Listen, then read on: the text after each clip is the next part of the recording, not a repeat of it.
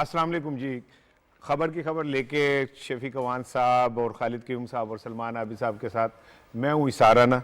और आज तो पाकिस्तान के तमाम अखबारात जो हैं भारत के को बेनकाब करते नज़र आते हैं।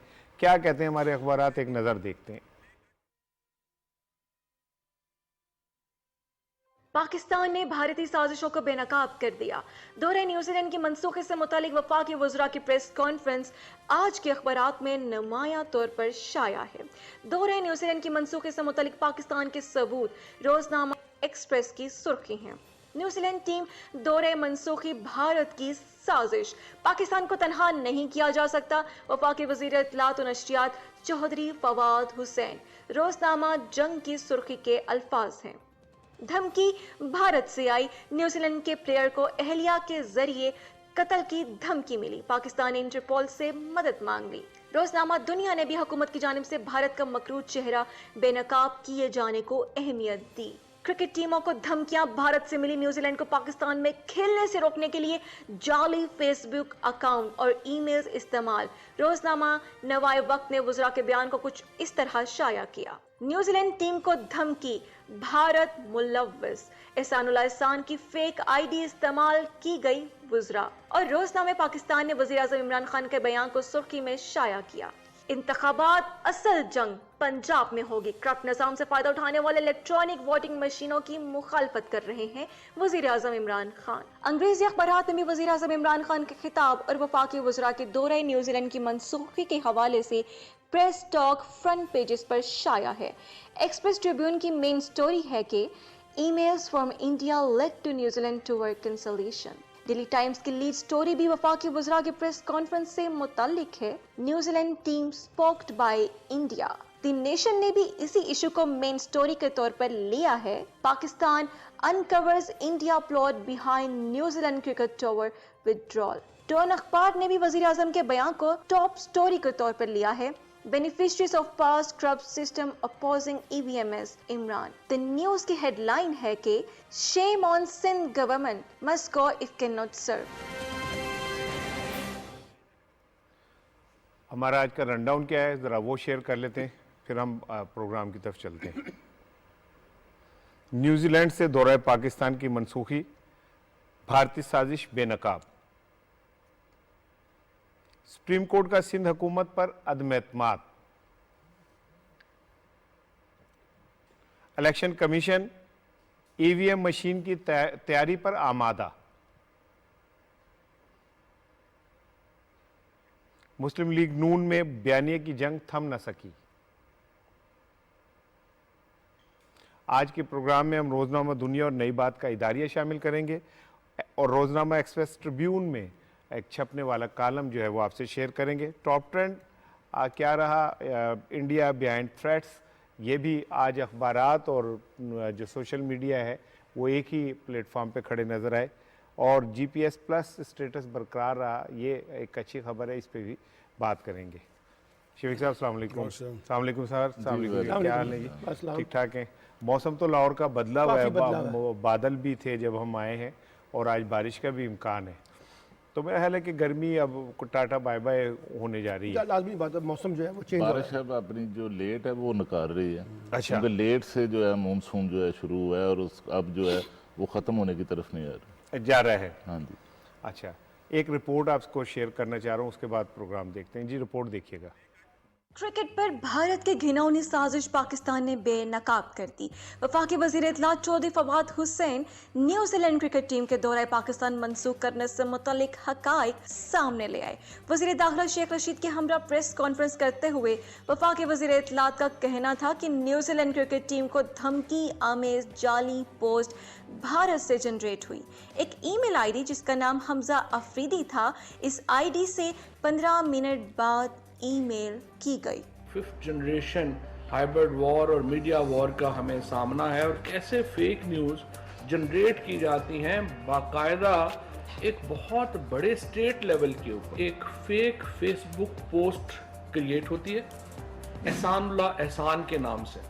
अभिनंदन मिश्रा है, उन्होंने एक आर्टिकल पब्लिश किया, न्यूजीलैंड क्रिकेट टीम में face terrorist attack in Pakistan. Ehsanullah एहसान की इस फेक पोस्ट की बुनियाद के ऊपर ये आर्टिकल जो है वो क्रिएट किया गया। इंटरेस्टिंगली इनके बहुत स्ट्रॉन्ग लिंक्स जो हैं वो मिलते हैं अमरुल्लाह सालेह से। वफाकी वज़ीर इत्तलात और नशरियात चौधरी फवाद हुसैन ने मीडिया को बताया कि 24 अगस्त को कीवी क्रिकेटर मार्टिन गुप्टिल की अहलिया को धमकी आमेज ईमेल की गई। इस ईमेल में धमकी दी गई थी कि मार्टिन गुप्टिल को पाकिस्तान में कत्ल कर दिया जाएगा। इस पर तहकीक से पता चला कि ईमेल अकाउंट 24 अगस्त को रात 1:05 पर बनाया गया। सुबह 11 बजे इस अकाउंट से एक ईमेल की गई। अब तक सिर्फ एक ही ईमेल इस अकाउंट से की गई है। उन्होंने मजीद कहा कि इंग्लिश क्रिकेट बोर्ड ने हुकूमती एडवाइजरी तब्दील न होने के बावजूद दौरा मंसूख किया। कानूनी माहिरीन ने इजाज़त दी तो इंग्लिश क्रिकेट बोर्ड के खिलाफ कानूनी चाराजोई करेंगे। जी, कानूनी चाराजोई का तो ऐलान हो गया है और 3 दिन में ना भारत से 23 फेक खबरें जो हैं और 23 फेक जो है जिसे कहते हैं ट्रेंड्स वो किए गए। और न्यूजीलैंड के टूर से पहले ही भारत ने एक माहौल बनाना शुरू कर दिया है जिसमें ये तासुर दिया गया कि पता नहीं वहाँ क्या हो सकता है। मार्टिन गुप्टिल की बीवी को फेक ईमेल गई इस तरह। लेकिन असल चीज़ तो ये है कि ना हम बच्चे हैं ना न्यूजीलैंड और इंग्लैंड के लोग बच्चे हैं कि वो इस सारी नफ्सियात को ना समझें। लेकिन वो एहतमाम हुज्जत के तौर पे ऐसा लगता है कि पहले चीज़ें जनरेट करवाई गई ताकि उस पर फैसला लेते हुए ज़रा आसानी रहे। शफीक साहब, अच्छा मुझे प्रोड्यूसर ने कहा कि हमारे साथ लाइन पे lieutenant general retired Amjad Shoaib साहब भी मौजूद हैं। अस्सलाम वालेकुम सर।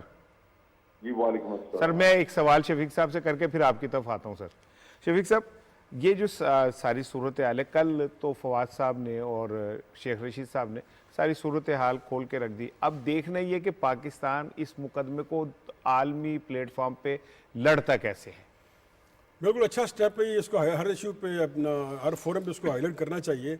लेकिन देखिए, फवाद साहब ने बात की फेक न्यूज़ की। अब इत्तलात की जो कमेटी है कौमी असम्बली की, मरियम औरंगजेब कहती हैं कि फ़ेक न्यूज़ की तारीफ़ क्या है, what is the definition of fake news. ये है फेक न्यूज़ की डेफिनेशन कि एक फेक न्यूज़ चली और उसमें पाकिस्तान का पूरा दौरा 2 मुल्कों ने मुलतवी कर दिया और तीसरा जो ख़तरे में है। तो ये कम से कम अपोजिशन जो है ये अपनी जो हुकूमत के ख़िलाफ़ जो उनका मुआवजा करे हुकूमत के ख़िलाफ़। लेकिन कम से कम जो हमारे नेशनल इशूज़ हैं, फेक न्यूज़ और दूसरी, जैसे हमने प्रोग्राम में जिक्र किया था कि ये फेक न्यूज़ जो है आपकी इकॉनमी, आपकी मैशत, आपके टूरिज़म, आपके पूरा सिस्टम को अपसेट कर देती है। तो मेरा ख्याल है अब इत्तलात के और मरियम औरंगजेब को और मरियम नवाज़ को समझ आ गई होगी कि फेक न्यूज़ क्या है। और फिर इसमें आप ये देखें कि ये सारा उन्होंने, आजकल तो मैं और आप बल्कि सलमान साहब ज़्यादा एक्सपर्ट हैं, वो बैठ के फेक न्यूज़ के एक्सपर्ट ये सोशल मीडिया को ट्रैक करने पे। अच्छा। ये चीज़ कहाँ से जनरेट हुई है और वो उन्होंने जनरेट सारा उन्होंने कर लिया उसका कि ये कहाँ से आई है। तो ये कम से कम इंडिया को बचगाना बातों से बाहर आना चाहिए और पाकिस्तान को इसको ज़्यादा आगे कोई सख्त एक्शन लेना चाहिए। साहब, आज एक ट्विटर पर एक फेक न्यूज़ जो है हमारी एक एंकर हैं गरीदा फरूकी, उन्होंने भी शेयर की है। तो उसमें वो अपने ट्वीट में कह रही हैं कि जो भारतीय वज़ीर-ए-आज़म है नरेंद्र मोदी, उनकी जो है दौरा वहाँ पर जो यूएनओ का इजलास है वहाँ जो अपना अमेरिकी सदर हैं उनके साथ मीटिंग तय हो गई है, जबकि इस दौरे के दौरान जो हमारे वज़ीर-ए-आज़म हैं इमरान खान, उनकी मुलाकात तय नहीं हुई। भाई हमारे वज़ीर-ए-आज़म तो जा ही नहीं रहे, वो तो अपना वर्चुअल खिताब कर रहे हैं। बिल्कुल ठीक है। अजय साहब, अभी हम बात कर रहे थे फेक न्यूज़ के हवाले से, तो मेरा सवाल ये है कि पाकिस्तान ने कल इंडिया को एक्सपोज कर दिया, तो अब ये बताइए कि हमें व्हाट नेक्स्ट, हमें किस प्लेटफॉर्म पे जाके भारत की इस बुज़दिलाना कार्रवाई को आलमी उम्मा तक पहुंचाना चाहिए और उन्हें बताना चाहिए कि देखें, आप अमन के ख्वाह हैं अगर पूरी दुनिया में, तो सबसे पहले भारत को निकेल डालने की ज़रूरत है कि वो पाकिस्तान को दिल से तस्लीम करे, तब बात आगे बढ़ेगी। बिस्मिल्लाहिर्रहमानिर्रहीम। देखिए, बात ये है कि डिसइंफो लैब वालों ने इनका 15 साल का झूठ निकाला। हमने उस पर जिक्र खैर किया थोड़ा सा, उसके बाद ये जब हो जा वो बात खत्म हो गई। क्रिकेट का ये जो वाकया हुआ है, ये लिंकेज आज से नहीं, ये पिछले कई वर्षों से चल रहा है मामला। पहले तो भारत ने पाकिस्तान के साथ क्रिकेट खेलनी बंद की, फिर यहाँ पे हमने प्रीमियर लीग शुरू की, तो उसमें जो बाहर के आते थे खिलाड़ी, उनको भारत की तरफ से धमकी दी जाती थी कि अगर आप पाकिस्तान में खेलेंगे तो आपको अपनी आईपीएल में नहीं आने देंगे। बिल्कुल।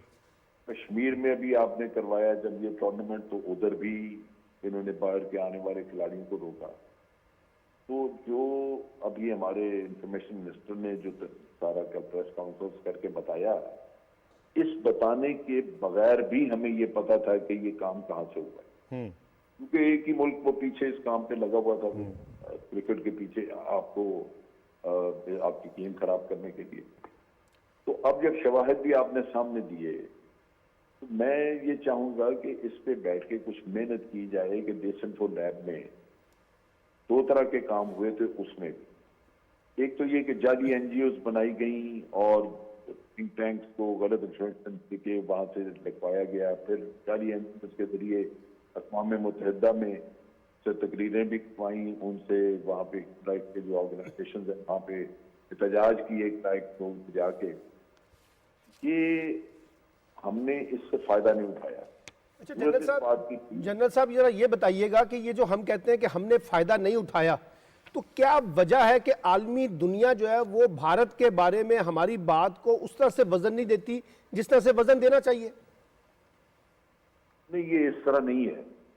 अगर आप सारे 15 साल का जो कुछ हुआ वहां पे, जितनी चीजों पे इन्होंने अक़वाम मुत्तहिदा के साथ झूठ बोला, जितने मामला पे इन्होंने यूरोपियन यूनियन के साथ झूठ बोला, उनको हमें केसेस ये आपने जो रिसर्च करनी थी वो यही थी कि उसमें से आप निकालते वो चीजें जहां पे यूनाइटेड नेशन को बेवकूफ बनाया गया।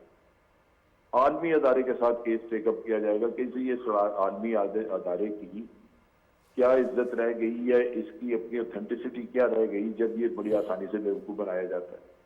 और जो बना रहे हैं बेवकूफ आपको झूठ इंफॉर्मेशन दे के, उनके खिलाफ आप क्या कर रहे हैं? बिल्कुल साइटेशन में केस उठाना चाहिए था। यूरोपियन यूनियन में उनके जो वहां पे हमें लॉबिंग करके तो उनके सारे मेंबर्स को बताया कि जी आप बने क्या तुम बेवकूफ? बिल्कुल सही। झूठ बोल के इन्होंने आपसे कई बातें ऐसी कराई हैं जो कि अभी भी आप देखिए कि पंचशील का इन्होंने कहा जी पाकिस्तान वहां पे पाकिस्तान आर्मी वहां पे गई। वो पंचशील वाला झूठ जो है वो फौरन यूरोपियन यूनियन ने अपने लेके उन्होंने एक करारदाद भी पास कर दी कि जी पाकिस्तान चूंकि उधर मदाखलत कर रहा है, तालिबान का साथ दे रहा है, लिहाजा पाकिस्तान से जो ये कंसेशनल हमने एग्रीमेंट किए हुए वो खत्म कर दें। अगर दुनिया बेवकूफ बन रही है तो कोई बताए तो सही ना उन लोगों को। असल चीज ये होती है कि जब आपके पास कोई बड़ी क्रेडिबल इंफॉर्मेशन आ जाए या आपको फेक न्यूज के बारे में सारी तफसील पता लग जाए, तो फिर उसकी प्रेस कॉन्फ्रेंस उर्दू में घर में करके आपको फायदा नहीं मिलता उसका। बिल्कुल। उसके लिए तो फिर एक कैंपेन चलानी पड़ती है कि दुनिया में उसको इतना बदनाम किया जाए कि एक वक्त आए कि फिर कोई उसकी बात पे यकीन करना न चाहे। जनरल साहब, इस वक्त हाइब्रिड वार और फिफ्थ जनरेशन वार और दूसरा फेक न्यूज़ से जो हमारी कौमी सलामती को जो खतरात दरपेश हैं, तो इस पर पार्लियामेंट के अंदर एक इत्तफाक़ राय जो है इस हवाले से वो क्यों नज़र नहीं आता? देखिए वो चीज़ भी हमारी यहाँ पे, आप अभी मरियम नवाज की का जिक्र कर रहे थे कि उसको फेक न्यूज़ का पता लग जाएगा। जब पॉलिटिशियंस के मकासद यही हो कि उन्होंने आगे इक़्तिदार अपनी औलाद को देना है, उसके लिए हर तरह का झूठ सच बोलना है, सुप्रीम कोर्ट में जाएं तो जाली कागजात जमा कराने हैं, कौम को ये सारी चीजें नजर आए लेकिन वो उसके बाद भी कहें नहीं जी हमारा लीडर वही है। तो ये तो एक ऐसा एक साइकिल है कि आपके सियासतदानों ने मत मार के रख दी इस कौम की, उनको अब अच्छे बुरे की तमीज ही नहीं रही। बिल्कुल बिल्कुल। तो ये चीजें जो है ये एक इन्हतात जब एक किसी कौम को की तरह आता है, वो उसको सवाल की तरफ जाती है कौमें, तो वो यही होता है कि रब्बुल आलमीन उनकी अकल पे आंखों पे पर्दे डाल देता है कि उनको वो सही चीज भी वो नजर नहीं आती, उनको बावजूद इसके कि आप इससे क्यों ले लीजिए। मैं ये हमारे ये मनी ट्रेल के चक्कर में जब इन्होंने सुप्रीम कोर्ट में मियाँ साहब ने एफिडेविट जाली और इस तरह की गलत चीजें जो वहां पे झूठे कागजात कतर खाती है वो भेजा, उसके बाद मैं सोचा करता था कि शायद हमारे मुल्क में दोबारा इनका मुंह न देखने को चाहे। लेकिन यहाँ तो वो आप देखिए अभी कंटोनमेंट बोर्ड के इलेक्शन हुए तो उसमें हाँ जी बिल्कुल ऐसे ही है। आप बहुत शुक्रिया सर। उसमें सारा मसला यही है कि अवाम के अंदर से शऊर मार देते हैं। जब आपकी हुकूमत लंबे वक्त के लिए रहती है तो आप अपने जराइम को भी इतना पेश करते हैं। बिल्कुल ठीक सर, बहुत शुक्रिया सर, तवज्जो नहीं जाती। बहुत शुक्रिया जनरल अमजद शुएब साहब। अब मैं जा रहा हूँ अगले टॉपिक की तरफ, लेकिन सिर्फ एक चीज़, गरीदा फारूकी के हवाले से आपने कहा कि जी वो मुलाकात होगी और ये वो, मेरा ख्याल है गरीदा फारूकी साहिबा को ये नहीं पता चला कि न्यूयॉर्क की सदरन कोर्ट ने वारंट गिरफ्तारी जारी कर दी है मोदी इसको उन्होंने हाईलाइट नहीं की। किया। तो जो असल खबर है वो ये है कि सिखों की एक तंजीम ने रिट दायर की थी और मोदी के वारंट गिरफ्तारी जारी हो गए। आपको याद होगा कि मोदी को माजी के अंदर अमेरिका का वीजा नहीं मिला था और उसको ये करार दिया गया था कि ये मुसलमानों का कातिल है और इसके हाथ जो हैं मुसलमानों के खून से रंगे हुए।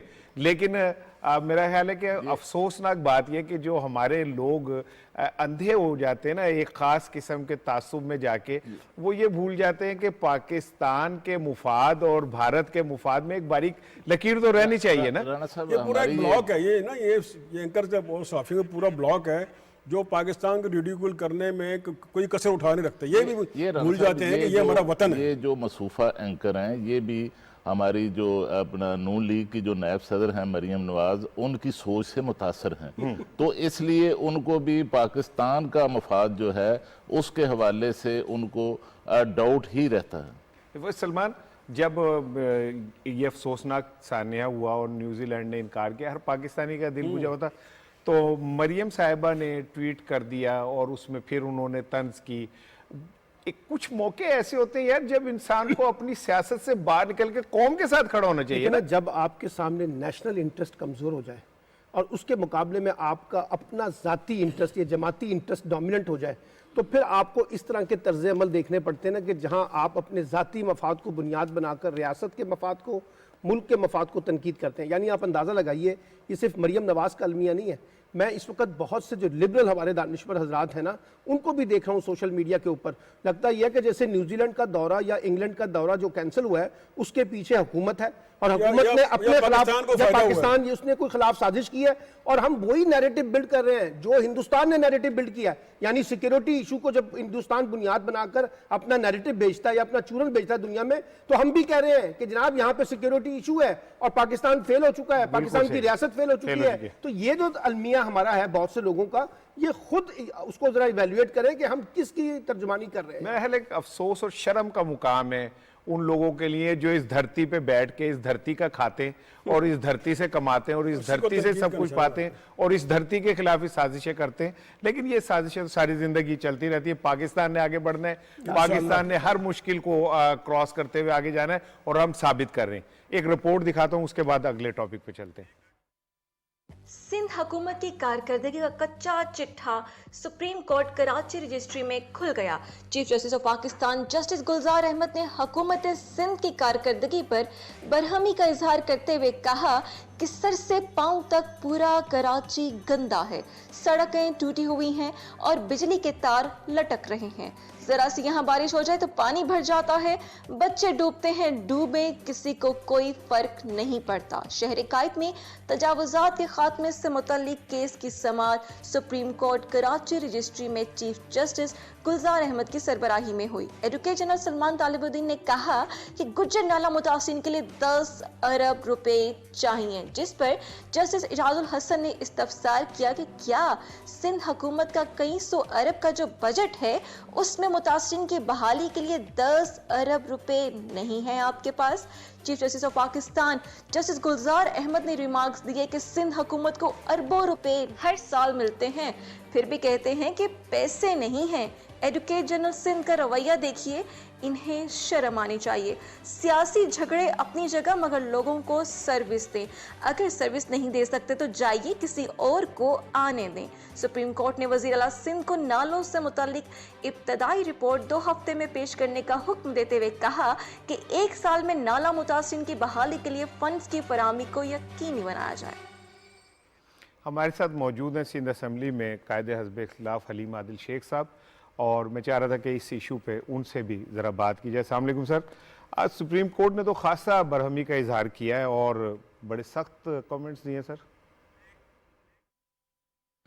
मैं समझता हूँ कि ये जुमला के शेम ऑन सिंध हुकूमत, उर्दू में कहें कि जी सिंध हुकूमत को शर्म आनी चाहिए, लेकिन चीफ जस्टिस साहब इनको कोई ना शर्म है ना हया है। काश हमें तो पता चल गया, सबको पता चल जाता। जिस अंदाज से 13 सालों में सिंध हुकूमत ने सिंध को तबाह किया और ख़ास तौर पे शहर को तबाह किया है कि आज कराची दुनिया के 10 गंदे तरीन शहरों में शामिल हो चुका है।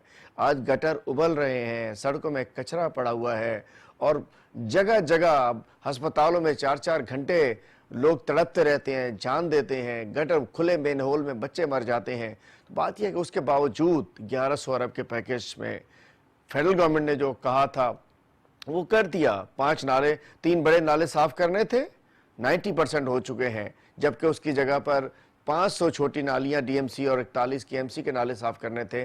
सिंध हुकूमत ने उसको हाथ नहीं लगाया। और दूसरी बात मैं कहना चाहता हूं कि अफसोस की बात है कि शहर जो कि सूबे का 90% रेवेन्यू जनरेट करता है, उसके लिए इनके पास 10 अरब भी नहीं है।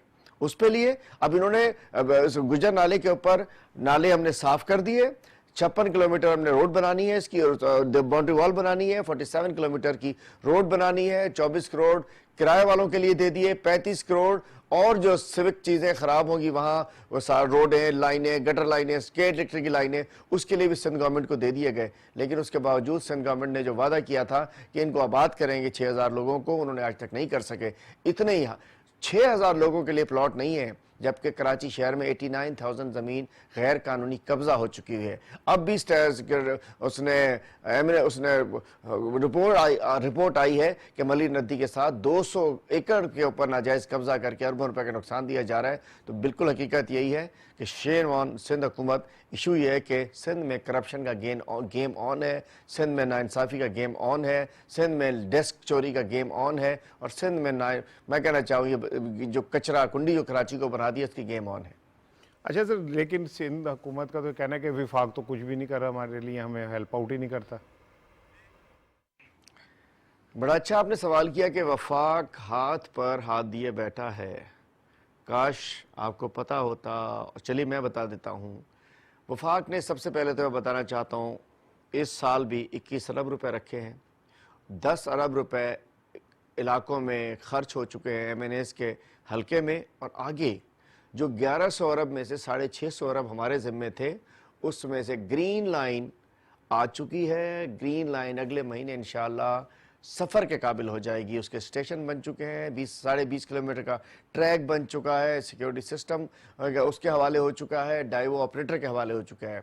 उसके अलावा नालों का मैं दोबारा रिपीट करता चलूँ कि जो 3 बड़े नाले हमने साफ़ करने थे वो 99%, 95% साफ़ हो चुके हैं। दीगर 35 अरब रुपए NDMA के ज़रिए खर्च होना शुरू हो चुके हैं उसके ऊपर, और वो काफ़ी काम आगे बढ़ चुका है। नाले तो साफ़ हो ही गए हैं। उसके बाद नंबर 3 KCR का प्रोजेक्ट इसी माह इंशाअल्लाह प्राइम मिनिस्टर साहब उसका संगे बुनियाद रखने आ रहे हैं, जो कि कराची सर्कुलर रेलवे, जो कि एक बहुत बड़ी कराची वालों के मसाइल को हल करेगी। चौथा वो जो है फ्रेट टर्मिनल KPT से पिपरी तक एक ट्रेन जा रही है, और मैं समझ सकता हूँ कि वो सारे शहर के ट्रैफिक के मामले को ठीक कर देगी। उसके बाद K4, 13 साल में सिंध हुकूमत को 13 घूंट पानी नहीं मिला, 13 अरब भी ज़ाया हुए, 13 साल भी ज़ाया हुए। अब K4 वफाक के पास आए और वफाक ने उसको बहुत शुक्रिया हलीम आदिल शेख साहब हमसे बात करने का। सलमान साहब, कल मैंने कम से कम 3 घंटे की एक्सरसाइज की। मैंने पीपल्स पार्टी के तमाम लीडरशिप को फ़ोन किया और उनसे कहा कि मैं बात करना चाहता हूँ प्रोग्राम में इस हवाले से, और तमाम ने इनकार कर दिया, और किसी एक ने हामी नहीं भरी कि जी हाँ हम बात करेंगे। मैंने कहा ओपन प्लेटफॉर्म है, आपका जो भी मौक़िफ़ है हम देंगे। हमने कायरा साहब को कल लिया था, हमने मलिक अहमद साहब को लिया था, तो हमने सईद गनी साहब, मेरे whatever the leadership is there, मैंने सबसे बात की, सब ने इनकार कर दिया। तो जब आप कौम को फेस नहीं कर सकते तो आपको कैसे हक है कि आप बैठ के अपने आप को लीडर कहलाएं और कहें कि जी हम सिंध के ठेकेदार हैं? जो कल चीफ जस्टिस साहब ने कहा, मेरे ख्याल है वो तो काफ़ी अलार्मिंग है। राना साहब देखें, ये ना मैं कह रहा हूँ, ना सलमान कह रहे हैं, ना खालिद यूसुफ, ना कोई जर्नलिस्ट कह रहा है, ना कोई पोलिटिकल पार्टी कह ली। हमने सुना उनको, उन्होंने अपना पार्टी का पॉइंट ऑफ व्यू बयान किया। बिल्कुल कराची में हालात यकीन से वर्स्ट हैं। लेकिन हमारे आपके या सियासी मुखालफिन के कहने पे कुछ होता है यार ये बायस हैं, ये अपनी उसके सही के लिए कह रहे हैं। लेकिन सुप्रीम कोर्ट जो सुप्रीम अदारा है इंसाफ के हवाले से, वो कह रहा है कि सिंध हुकूमत नाकाम है और उसको शर्म आनी चाहिए, और वो किसी बेस पे, किसी एविडेंस पे, उसी पे कह रहा है। और सिंध हुकूमत के बारे में ये पहला रिमार्क्स नहीं है, बेशुमार रिमार्क्स ऐसे आते रहे हैं, और बजाय इसके कि वो इसको अपना इसको क्रिटिसिज्म करें या अलीम अदल शेख पर चढ़ाई कर दें या हम पे चढ़ाई कर दें या मीडिया पे चढ़ाई कर दें, अपना किबला दुरुस्त करें।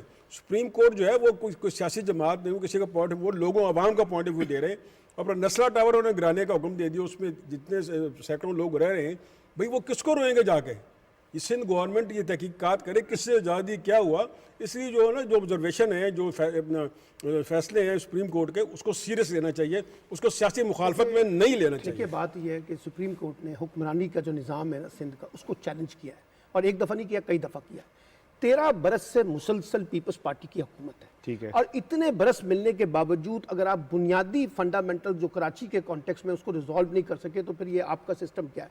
और मैं पहले भी कहता रहा हूँ इसी प्रोग्राम के अंदर कि 18वीं तरमीम के बाद अब वफाक से ज़्यादा सूबाई हुकूमतें अपनी परफॉर्मेंस की ज़्यादा जिम्मेदार हैं।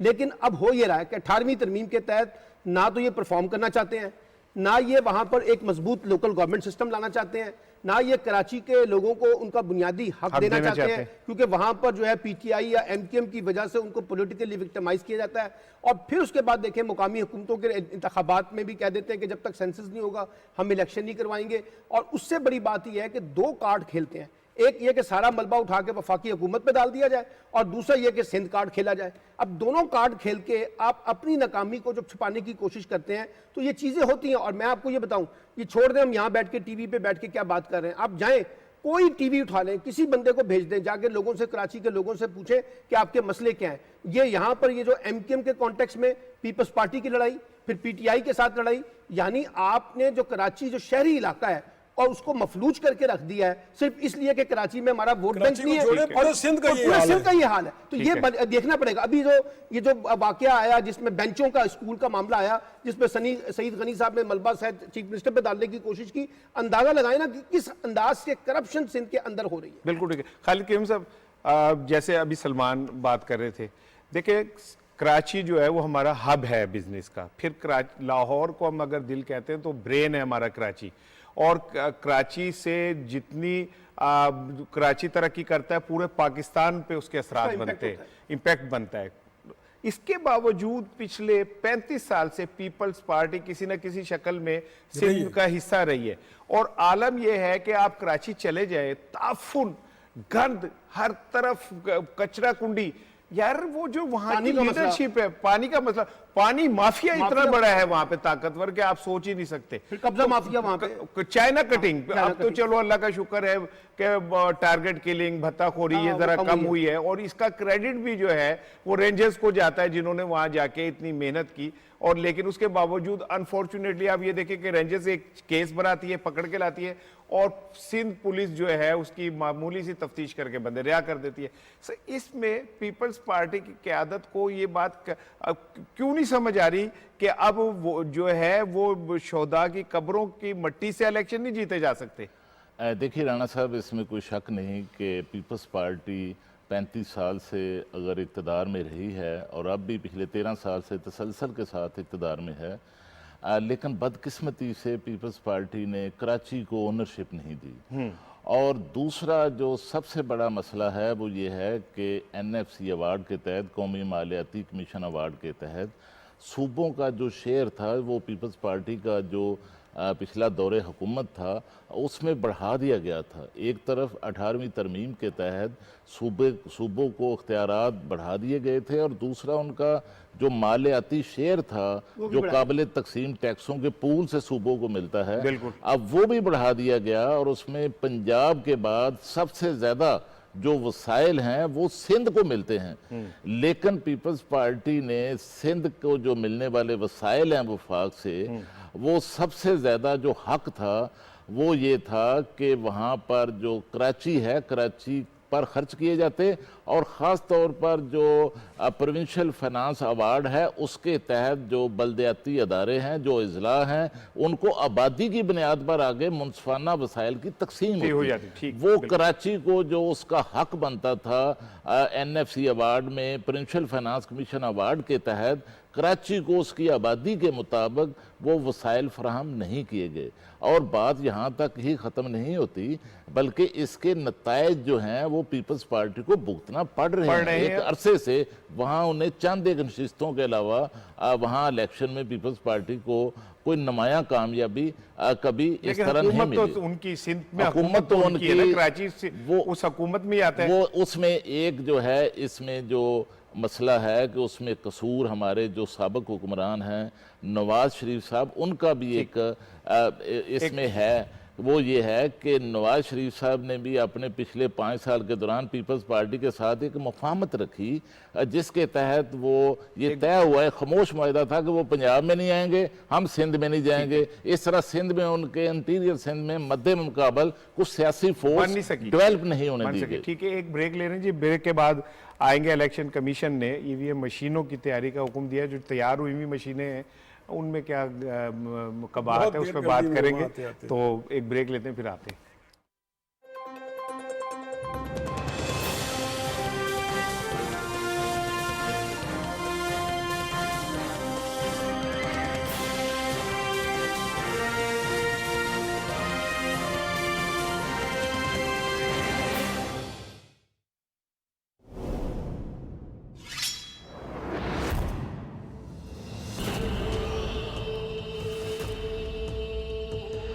सब सुन ले, तुर्कों के दरमियान आग लगाकर किसी ने काई सिपाही पर तलवार उठाई, उन्हें आपस में लड़वा दिया हमने, तो सजा सिर्फ मौत होगी।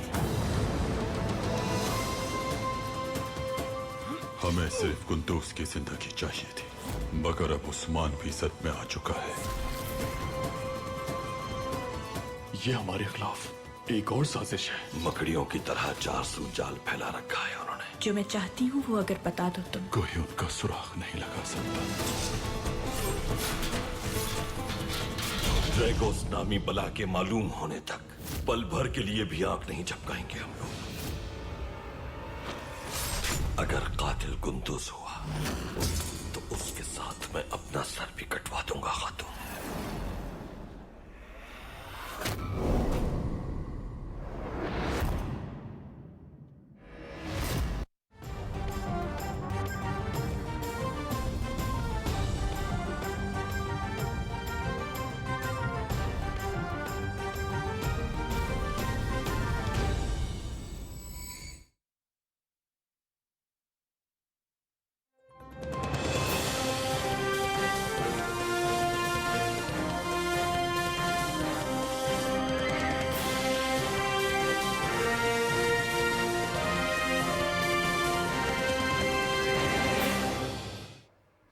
जी वेलकम बैक। मैं ब्रेक से पहले आपको बता रहा था कि इलेक्शन कमीशन ने भी गलतियों से पाक इलेक्ट्रॉनिक वोटिंग मशीन तैयार करने की हिदायत की है। तो अभी मैं अपने एनालिस्ट से, अपने दोस्तों से पूछूंगा कि जो मशीनें बन चुकी हैं उनमें अगर वो थोड़ी सी मेहरबानी फरमा दें और उसमें कोई तो एल्फी वेल्फी के खौफ से हम निकल के और कुछ इस तरह का कर लें कि वही मशीनें काबिल इस्तेमाल हो जाए, तो क्या हर्ज है या कोई ज़रूरी है कि कौम का जो ख़जाना है, ये जो गरीब लोगों से हम इकट्ठा करते हैं टैक्सों की शक्ल में, उनको एक चीज़ तैयार करें फिर उसको रिजेक्ट करके दूसरी तरफ चले जाए? और जो मशीनें तैयार हुई हैं वो तो साइंटिफिकली दुनिया के अंदर कहीं पे भी टेस्ट हो सकती हैं, तो नई मशीनें तैयार करने का हुक्म देने का क्या मतलब? उन मशीनों को बेहतर किया जा सकता है। लेकिन मेरा ख्याल है कि चीफ इलेक्शन कमिश्नर साहब ने जो अपनी 1.5 ईंट की मस्जिद अलहदा से बनाई हुई है वो उसे ख़त्म करने पे तैयार नहीं। हालांकि पार्लियामान अब एक साइड पे इकट्ठी हो गई है और कमेटी बन गई है जो इस बात का रिव्यू ले रही है। शफीक साहब, इलेक्शन कमीशन को किस तरह पार्लियामान के पीछे चलाया जा सकता है? बहुत देर कर दी मेहरबान आते आते यही काम वो पहले कर लेते तो ना हम इस पर प्रोग्राम करते, ना कंट्रोवर्सी होती, ना वज़रा प्रेस कॉन्फ्रेंस करते और ना ये सारा इशू खड़ा होता। अरे भाई, हुकूमत भी यही कह रहे थे, वज़रा भी यही कह रहे थे कि ये EVM है, ये अपने अपना क्या कहते हैं उसके गलतियों से पाक करनी है।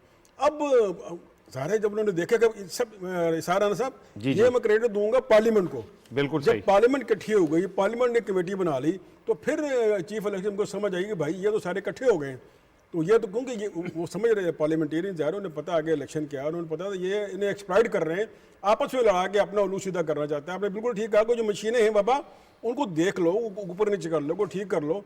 मुझे लगता है कि इसमें ना बजट इन्वॉल्व है, इन्हें सारा काम इलेक्शन कमीशन जो मशीनों का बजट में करना चाहता अच्छा, है। अच्छा, इस बारे में अच्छा। आपको सलमान साहब मजीद बेहतर बताएंगे। मैं एक बात बताऊं, देखिए बात ये है, हमारे एक दोस्त है सरवर बारी साहब जो फैफन के सरबराह भी हैं, मैंने उनका एक इंटरव्यू सुना है। उन्होंने कहा कि देखिए मैं 2004 में हिंदुस्तान गया था और वहाँ मैंने उनकी इलेक्ट्रॉनिक वोटिंग मशीनें देखी थी, और मैं कहता हूँ हमने यहाँ की देखी हैं।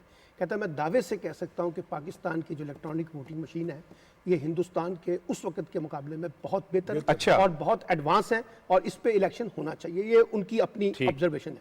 दूसरी बात देखिए, बात ये कि बहुत अच्छी बात है ना कि हमने मामलात को पार्लियामेंट के कोर्ट में डाल दिया, और मैं भी और हम सब ये कहते रहे कि ये मामला पार्लियामेंट का है, कानून साजी पार्लियामेंट का हक है, इलेक्शन कमीशन बिला वजह उसके अंदर ना अपने रोड अटकाए, उसका काम इलेक्शन कंडक्ट करना है। तो बिल्कुल लगता है सही। कि अब ये बात उनको समझ आ गई है, एक बात। तीसरी बात यह है कि देखिए जो सियासी जमातों के अंदर धांधली का मामला है वो इतना बड़ा इशू है कि हर इंतखाब जो है मुतनाज़ा बनता है, तो उसका नतीजा तो कोई ना कोई निकालना है ना, जो हम इलेक्ट्रॉनिक वोटिंग के कॉन्टेक्स्ट में निकाल रहे हैं। और मैं एक तजवीज़ मेरी ये है कि हुकूमत भी जो है वो थोड़ा सा एक जिसे कहते हैं पायलट प्रोजेक्ट के तहत, अब केपीके के अंदर नवंबर दिसंबर में लोकल गवर्नमेंट के इलेक्शन होने जा रहे हैं, मार्च में कहते हैं कि पंजाब में होने जा रहे हैं, तो पूरा इलेक्शन नहीं तो कम से कम 25% इलेक्शन जो है वो इलेक्ट्रॉनिक वोटिंग के ऊपर करवा लिया जाए, ताकि लोगों की टेस्टिंग भी हो जाए, लोगों के जो खदशात हैं वो भी दूर हो जाए, और जितने लोग जाते हैं जब इलेक्ट्रॉनिक वोटिंग मशीन को उनको दिखाया जाता है तो वो बड़े मुतमईन होकर आते हैं, वो कहते हैं ये तो बड़ा अच्छा तरीकाकार है। तो इसलिए जो भी खदशात है, जो भी इसके ऊपर पॉलिटिक्स जन्म ले रही है, उसको खत्म करने का तरीका ये है कि मेरा तजवीज़ ये है कि 25% इसको लोकल गवर्नमेंट में तजर्बा करके लोगों को बताया जाए कि ये एक शफाफ तरीका है। और इलेक्शन, ये जो इन्होंने बात की ना पैसों की बात, देखिए बात सारी ये है, इलेक्शन कमीशन सारे मामलात अपने हाथ में रख के वो चाहता है कि अब ये जो आपने कहा ना कि उन्होंने कहा हम नई वोटिंग मशीनें लेके आएंगे, वजह ये कि हम पैसे खर्चेंगे, हमारे पास बजट आना चाहिए, हम इसके कस्टोडियन बनेंगे। तो मेरा ख्याल है कि अब इससे बहस बाहर निकलनी चाहिए, और एक बात इलेक्शन कमीशन को जहन में रखनी चाहिए कि उन्होंने जितने भी तजर्बे माजी में किए हैं, इलेक्शन की शफाफियत के ऊपर जब सवाल उठते हैं तो इलेक्शन कमीशन पे भी उंगलियां उठती हैं। शफीक साहब, खालिद कयूम साहब, सॉरी, वो कहते हैं ना कि जिधर देखूं तेरी तस्वीर नजर आती है, वो हावी हो जाता है। मुझे तो ख्वाब में भी शफीक अवान ही नजर आ रहा होता है। शफीक अवान ही आपको हाँ, नजर मैं आएगा। बेगम को कह के जब वो सोता हूं। नजर ना आए तो फिर हमारी तरफ मैं देखना। नहीं, मुझे तो ख्वाब में भी मैं बेगम को कह के सोता हूँ कि अगर मैं सोते सोते हड़बड़ा उठूँ ना तो घबराना नहीं है, ये कुछ शफीक ने मुझे बात की है तो मैं घबराया हूँ। तो अच्छा, बात ये है कि जैसे अभी हम ये फंड्स की बात हो रही थी, सारा कुछ हो रहा था, एक ऐसा इदारा जो पिछले 70-75 साल में एक इलेक्शन जो है गैर मुतनाज़ा नहीं करा सका, एक बाई इलेक्शन गैर मुतनाज़ा नहीं करा सका, जिसकी क्रेडिबिलिटी दाव पे लगी है, और वो मरियम नवाज हो, मौलाना फजलुर रहमान हो, बिलावल भुट्टो हो, you just name the politician, उन सब ने कहा कि ये इलेक्शन कमीशन नाअहल है। वो अब पार्लिमानी कमेटियों की बनी हुई चीज़ों को और विफाक की बनी हुई चीज़ों को ऐसे रद्द करते हैं जैसे उससे बड़ा तो कोई दुनिया में मुनसिफ है ही नहीं। राना साहब देखिए कि जो हमारे वफाकी वज़रा इलेक्शन कमीशन पर जो इतराज़ करते थे कि उनकी सोच अपोजिशन की सोच के साथ जुड़ी हुई है, वो तो आज जो बयान आया है इलेक्शन कमीशन का जिसमें कहा गया है कि ईवीएम की जो मशीन है गलतियों से पाक, उसकी फौरी तैयारी की जाए, तो जो सॉफ्टनेस आई है उसमें तो उन्होंने ये साबित कर दिया है कि जब अपोजिशन पीछे हटी है, अपोजिशन में लचक पैदा हुई है, तो उसके साथ ही हमारा जो इलेक्शन कमीशन है उसमें भी लचक पैदा हो गई है। और दूसरा मैं आपको बताऊं कि आइन और कानून के तहत जो इलेक्शन कमीशन की ईवीएम के मामले पर जिम्मेदारियां थी वो अदा नहीं की गई, क्योंकि जो इलेक्शन एक्ट था 2017 का, उसमें इत्तफाक़े राय से तमाम जमातों ने ये तय किया था कि जो ईवीएम मशीन है वो ट्रायल पर इलेक्शंस में इस्तेमाल की जाएगी। लेकिन पिछले 3 साल में तो हमने देखा कि यहाँ इलेक्शन कमीशन ने उस मशीन को कहीं उसके ट्रायल उस तरह नहीं किए, तो ये भी तो एक उनकी इस हवाले से एक मैं समझता हूँ कि इलेक्शन कमीशन की एक नहली है, और इससे उनकी जो साख है वो बुरी तरह मुतासर भी हुई है। बिल्कुल ठीक है।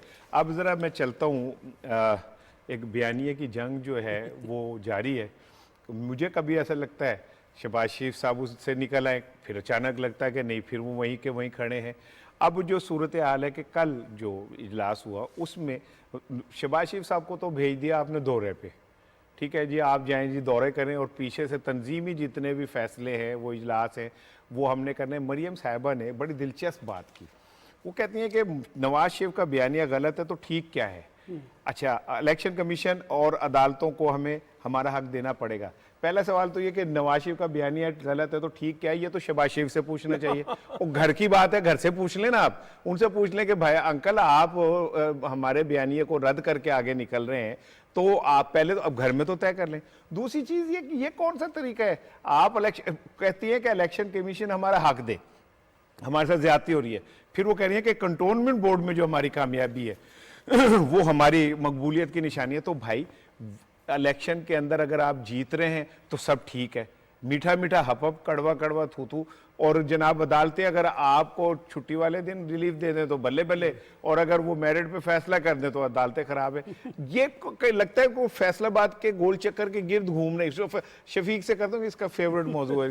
देखिए मसला पता है, तुसी इतने ना मेरे यार के खिलाफ साजिश कर रहे हो शहबाज शरीफ के खिलाफ। शहबाज शरीफ को लॉलीपॉप दिया गया असल में, जो पहले नाराजगी शो की थी ना कि वो नहीं आया, तो उससे पूरा मीडिया में, पूरा उनके पार्टी में एक इम्पैक्ट पड़ा था कि शहबाज शरीफ ग्रुप एग्जिस्ट करता है। और ये स्टेब्लिश हो गया था जब उन्होंने एक ये सारी उनकी सुनवाई हुई है कि इजलास में शिरकत की, तो क्या भाई वाकई एक उसको मरियम ने उस पर मोहर लगा दी कि भाई बयानिया नवाज शरीफ का ही चलेगा। इसका मतलब है शहबाज शरीफ के बयानिए से उन्हें इख्तलाफ है। अब देखें शहबाज शरीफ को उन्होंने कह दिया कि भाई तुम दौरे करो, और जो असल काम है ये जो अपना डिवीजनल मीटिंग हो रही है, इसमें इलेक्शन डिसाइड होना है, कौन कैंडिडेट होगा, क्या होगा, उसने उस बेचारे को बाहर रखा है। और वो बस मैं तो यही कहूँगा कि वो अपनी इज्जत बचाता फिरता है। और ये जो मरियम नवाज का आज का बयान पढ़ा है आपने, जो आज पाकिस्तान में छपा है, इसके बाद तो नवाज शरीफ को, शहबाज शरीफ को पता होना चाहिए कि भाई ये हाथ हो गया, खेल हो रहा है उनके साथ, और ये खेल हमेशा से होता रहा, आखिर उन्हें उसे तनख्वाह काम करना है। बड़ी बुनियादी सी है, मुस्लिम लीग के जितने भी लोग हैं ना, वो ये एक बात बड़ी वाज़ेह तौर पे कह रहे हैं कि ये जो दो बयानियों के साथ 2023 के इंतखाबात में जाने का अमल है, ये एक नाकामी पैदा करेगा। आपको 2023 के इंतखाबात से पहले जिस भी बयानिए पे खड़ा होना, चाहे वो नवाज शरीफ के बयानिए पे खड़ा होना चाहते हैं तो खड़े हो जाए, या फिर शहबाज शरीफ के बयानिए पे इत्तफाक कर लें। ये जो टकराव है ना बयानिए का, ये बुनियादी तौर पे मुस्लिम लीग नून के अंदर कन्फ्यूजन पैदा कर रहा है, जिसपे सारा मीडिया रोजाना की बुनियाद पे कभी उस स्टोरी पे और कभी इस स्टोरी पे बहस करता है, लेकिन ये खानदान आपस में बैठ के इत्तफाक करने के लिए तैयार नहीं है कि किस नैरेटिव को हमने लीड देनी है। यही इस वक्त मुस्लिम लीग का प्रॉब्लम आ रहा है। और जो बहुत से अरकान असम्बली मैं जानता हूँ, वो हमें कहते हैं बाकायदा कि हमारी मजबूरी ये होगी है कि हमें मीडिया में आने, जब हम आते हैं तो हम किसके बयानियों को लीड करें। अगर हम एक बयानियों को पकड़ते हैं तो दूसरा नाराज होता है, दूसरे का पकड़ते हैं तो फिर पहला वाला नाराज होता है। देखिए, ये जो नून लीग के अंदर बयानिए की लड़ाई है, ये अब नून लीग तक ही महदूद नहीं रही। ये लड़ाई जो है और अब पीडीएम में भी चली गई है। पीडीएम यानी minus People's Party, NP, PDM जो इनका अपना बनाया हुआ पीडीएम है, मैं उसकी बात कर रहा हूँ कि फजलुर रहमान साहब ने भी इस बयानिए पर, जो शहबाज शरीफ साहब का बयानिया है, उसकी नफ़ी कर दी है। और पार्लियामेंट के अंदर जो ईवीएम, जो इलेक्शन रिफॉर्म्स पर जो कमेटी बनाई जा रही है, उसका बाईकाट का उन्होंने फैसला किया है। और इस हवाले से उन्होंने नून लीग की क़यादत ख़ास तौर पर शाहिद खान अब्बासी से फ़ोन पर बात की और उनसे प्रोटेस्ट किया। फिर उन्होंने फैसला किया है कि वो नवाज शरीफ साहब से भी प्रोटेस्ट करेंगे कि हमें इत्मीनान में लिए बगैर शहबाज शरीफ साहब ने ये फैसला कर लिया है कि इस्लाहात की, इंतखाबी इस्लाहात की कमेटी में जाने का। तो इस तरह इससे, इस बयानिए से अब जो ख़ास तौर पर शहबाज शरीफ साहब का मफाहमती बयानिया है, उससे जो मौलाना फजलुर रहमान है, अब वो भी इस बयानिए से इनकार भी कर दिया, उनका नाम कमेटी का हिस्सा नहीं बनेगा। रोक दिया उन्होंने अपने अरकान को कि हमारा कोई रुकन इस कमेटी में नहीं जाएगा।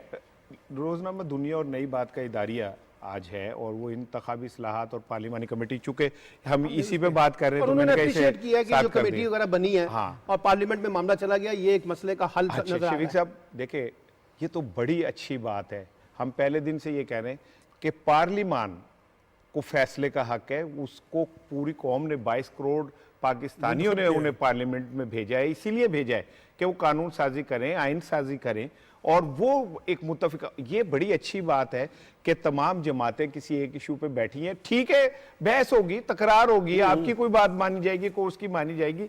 यही हुस्न है ना पार्लियामेंट का, और क्या हुस्न है। देखिए, हम पहले दिन से ही, हम जो 3-4 लोग हैं, पहले दिन से हम जब से इशू उठा है, हम कह रहे हैं कि पार्लियामेंट तो जो पार्लियामेंट लेट डिसाइड द जो रियल स्टेक होल्डर्स उनको डिसाइड करने दें ये क्या है। और अब देखें, अब यही अखबार थे जिनके हम इदारिये कोट करते थे, ये क्या कह रहे थे, ये टोटली इसके खिलाफ थे। अब उन्होंने भी रियलाइज़ किया है, स्टडी की है कि भाई नहीं, यही सोल्यूशन है। और अब सिर्फ ये कि PTI नहीं बल्कि जो बाकी सियासी जमातें हैं, नून लीग है, पीपल्स पार्टी है, फजल रहमान साहब लोग कहते हैं वो तो दूध मैंने महंगे डालना उनका काम है, डे 1 से उन्होंने कोई बात नहीं माननी। उन्होंने फिर ये बिल्कुल ठीक कहा कि नवाज से रब्ता किया उन्होंने, इससे शहबाज शरीफ तो वो कहते हैं कि उन्होंने कॉल सुनी नहीं उसकी कि भाई आप हमसे पूछे बगैर ये क्या कर रहे हैं। तो वो जो मेरी इतलात हैं, उन्होंने कहा कि भाई मेन स्टेक होल्डर हम हैं, मुस्लिम लीग नून है, हमने डिसाइड करना है कि हमने क्या करना है, क्या नहीं करना। आप हमें डिक्टेट ना करें, जितनी आपके पार्लियामेंट स्ट्रेंथ है उसके मुताबिक करें। लेकिन उसको आपको एक बताऊं कि उसको लंदन ने भी ओके कर दिया है, जो शहबाज शरीफ ने ये कराया ना कि हम पार्लियामेंट कमेटी में शामिल होंगे, लंदन ने भी उसको मोहर लगा दी, ठीक है, गो फॉर इट। बिल्कुल पीछे क्या रहेगा? Salman, your take. देखिए, बात बड़ी सिंपल सी है कि इस वक्त जो पॉलिटिक्स हो रही है ना, उसके अंदर बाज लोगों ने ना अपनी एक जिद का मसला बना लिया है। और वो जिद क्या है, यानी हुकूमत की कोई भी बात होगी हमने उसकी मुखालफत करनी है, जैसे फजलुर रहमान की इन्होंने मिसाल दी है। और मसला फजलुर रहमान के अंदर भी तकसीम हो गई है, उनकी पार्टी के अंदर भी ये लड़ाई चल रही है, उनकी पार्टी के अंदर भी ये सवाल उठ पड़ा है कि जनाब हम ये क्यों बार बार नवाज शरीफ साहब के पीछे लग के एक बिला वजह के टकराव की सियासत पैदा कर रहे हैं, हम अपने लिए कोई सियासी रास्ता निकालें। तो मैं ये समझता हूँ कि देखिए, जो रेजोल्यूशन है ना वो ये है, और पार्लिमानी पॉलिटिक्स का, डेमोक्रेसी का जो हुस्न होता है वो ये होता है कि आप कॉन्फ्लिक्ट को रिजॉल्व करते हैं, कॉन्फ्लिक्ट के अंदर से कॉन्फ्लिक्ट क्रिएट नहीं करते। और रेजोल्यूशन जो है, जब आप कहते हैं कि हमने जमहूरियत के तौर पे चलना है तो फिर पार्लियामान को बेस करें। तो मेरा ख्याल है कि जो दादारिया भी है, इसने सबको इंडिकेट किया है कि एक अच्छी बात है कि तमाम पॉलिटिकल पार्टी ने स्पीकर की सरबराही में एक पार्लिमानी कमेटी बनाने पर इत्तेफाक कर लिया। और मुझे लगता है कि कोई मसले का हल जो है वो वहां से निकलेगा। और वो इस इदारिया का एक अहम जो है ना वो ये है कि जो इंतखाबात को शफाफ बनाना ये अज़द ज़रूरी है पाकिस्तान की जमहूरियत की बका के लिए। देखिए राणा साहब, एक तो यह है कि जो मसाइल हैं इस वक्त उनका जो हल है वो पार्लियामेंट के अंदर है, और पार्लियामेंट के साथ जो पार्लिमानी कमेटियां हैं उन कमेटियों को फाल करने की ज़रूरत है, और मामलात और मसाइल और इश्यूज़ को इन कमेटियों में बैठकर हल करना चाहिए।